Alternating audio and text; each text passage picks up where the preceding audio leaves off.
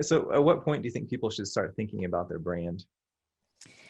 From the beginning, but I have to say that it takes time to find your voice because I think that your voice is should be your branding. It took me time to crystallize and understand exactly what I want to present. I had a story, and people say you have a very interesting, story, but I didn't make the connection between that and my brand.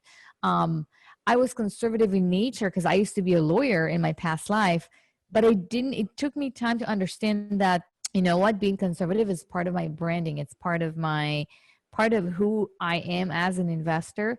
It takes time to find your voice, but I would say start working on your branding right away because you can work the changes into the branding. Don't wait until you understand exactly what you stand for because it will evolve and you need to play around with it to get some feedback and see what works and what doesn't work. Um, but yeah, pretty early on, because you want to set yourself apart, almost in every industry. There are a lot of other competitors and it's a little bit tight.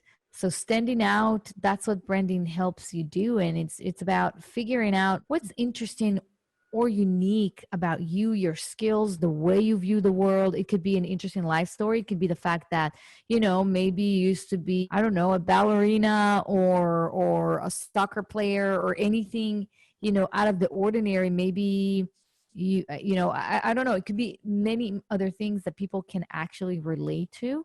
Find that. And if you don't have anything, very interesting hobbies or background, it could be maybe the way you view the world. Maybe you see it very differently, and a lot of people can relate to that.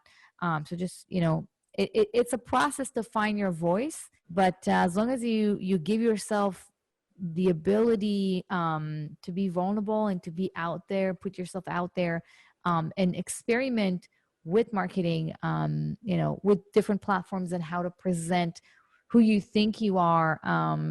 I would say that that's the way to go.